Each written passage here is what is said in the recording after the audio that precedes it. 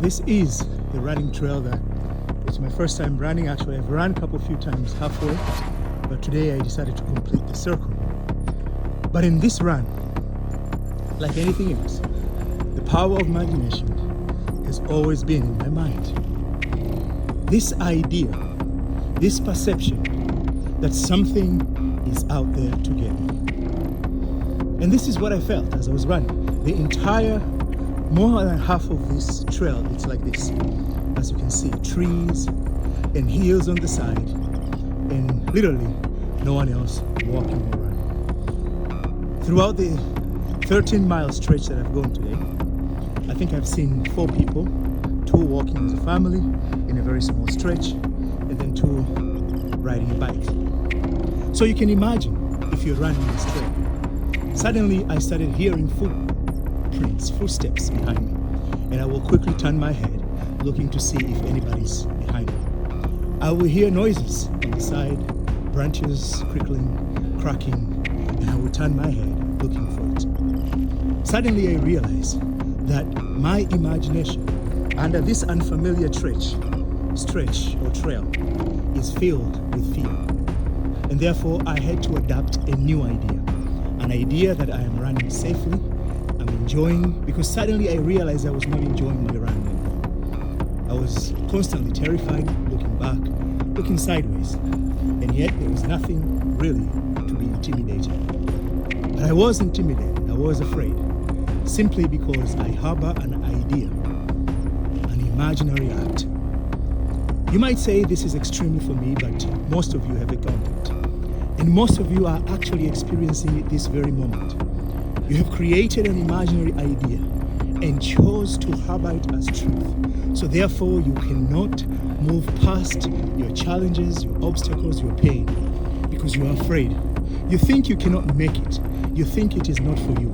You think it is unattainable. It's not achievable. It is far-fetched. It's only for few people. I've heard many people in my past circles where people, you will say, I'm doing this, and they will say, that is for the white people. Then I never thought harder, but today it makes me wonder, who is the white person? And how was it determined that particular tasks are specific for them? And I've heard success is only for the white people. Or this is, I wonder again, who is this white person that you've created in your mind and think that they, and only they, have the privilege and the benefit of enjoying life in a manner inconsistent with what you want to do. We are all endowed with the same brain, and science informs us that all of us have the same amount of neurons, and we operate the brain the same way, except to the degree which we place our focus. And according to where we place our focus, so our neurons fires and become more active.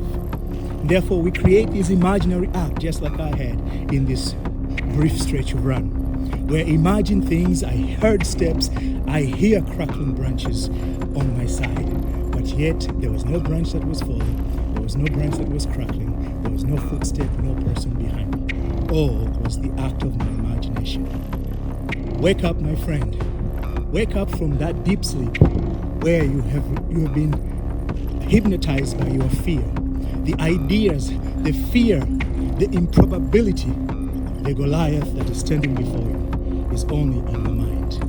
And today, that Goliath, that improbability idea, it is right before you as life experiences. I hope and I trust that you'll be brave enough to open the door and step into the road of possibilities. See the world beyond what it appears. As I did today, I realized that my fear, I draw from my environment, seeing that there's no one running. My regular track that I usually run on another lake called Lake Independence, over there usually there's a lot of people walking, biking, running, jogging. So you see a lot of people in the trail. And it's not as much as scary or lonely as this, but still there are portion and part. But I've got so accustomed to that path, that trail, I am not invoking those type of feelings. I have one time when I was there running late at evening, about 8 p.m. But then I realized also that it was a work of my imagination. But even when I did, I found myself running faster until I got closer to where my car was. But anyway, today I chose to embrace an idea that this had been a very successful run. So in the changing and adapting new ideas, fear comes because we've adapted an idea that something is happening, something is possible. I adapted an idea that this is a fearful stretch, scary one, lonely. So therefore, there's a lot of unknown. And consistent with that feeling, I started experiencing. So when I changed my mind, I decided to say, this is a very safe run. I'm enjoying it. I am one with the road, and I'm feeling great.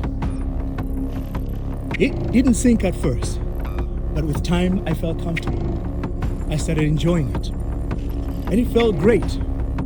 And today, about almost 6 miles, I have run. I've walked in some of the stretches, yes. It's an unusual run I've done. There's a lot of hills. It's a little bit of a hikey kind of a hiking trail. But I made it either way. 6 miles I have completed. I feel great and I'm going about my day. So as you go about your day, change the idea you hold of yourself. This idea itself is called self-worth. What do you call yourself? What do you call yourself? Write 10 things today that describes what you call yourself. Not your name. You can write your name if you want, but write them as you think deeper, one by one. Ask yourself, what do you call yourself? And then tomorrow, we'll proceed with this conversation that will help you to change what you have called yourself, to call yourself to something even greater than what you have written so far. Until then, have peace, my friend, and I'll be back.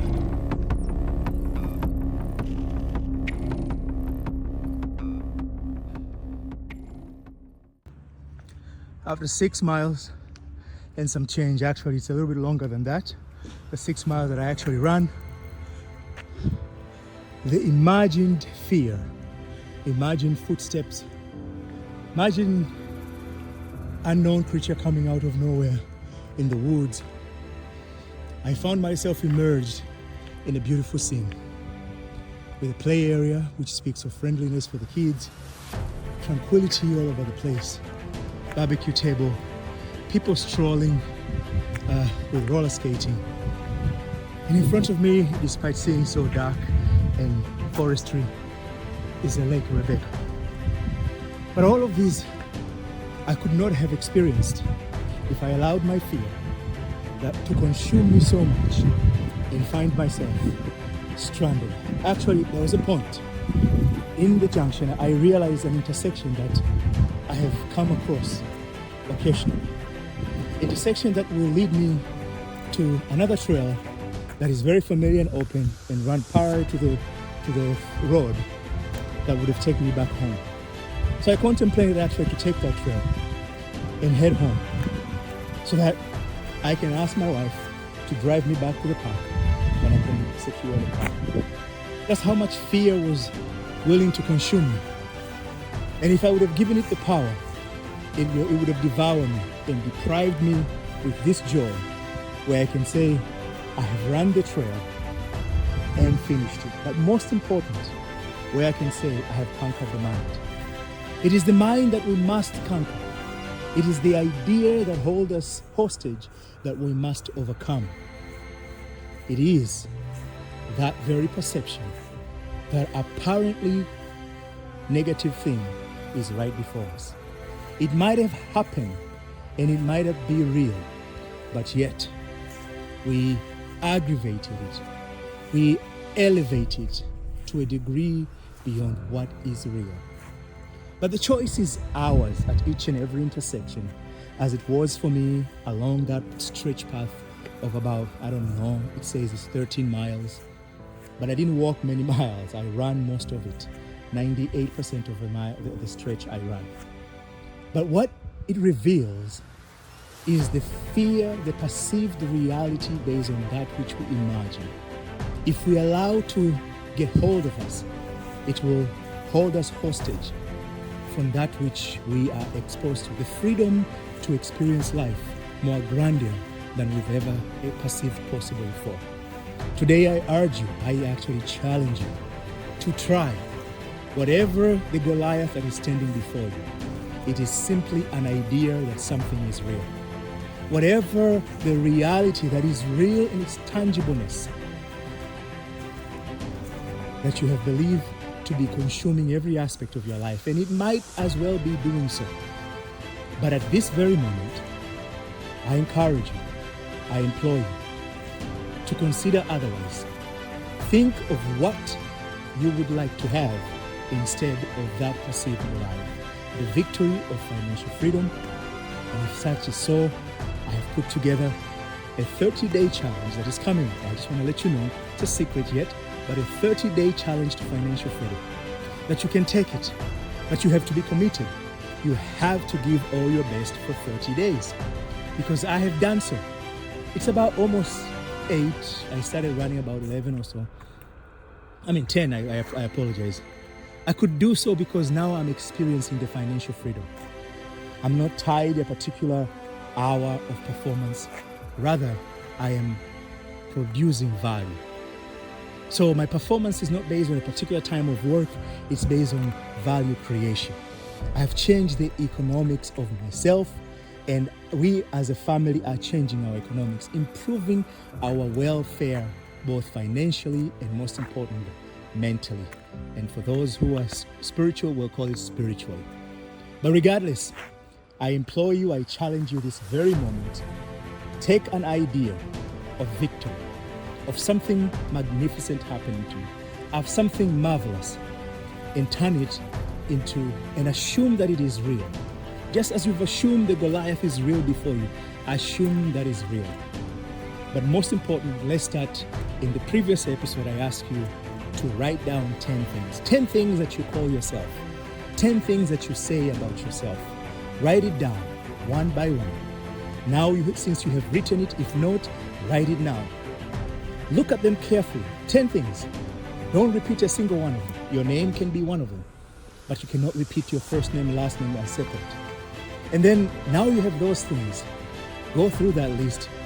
How would you like to call yourself otherwise, which is contrary to the list you have? Write 10 things you would like to call yourself or identify yourself with. So if you say, I am miserable, I am not feeling well, I am feeling overwhelmed, maybe you want to call yourself, I am very happy, I am very favorable, I am amazing. So I want you to write 10 things that you would like to identify yourself with. And in the next episode, we'll talk more about it.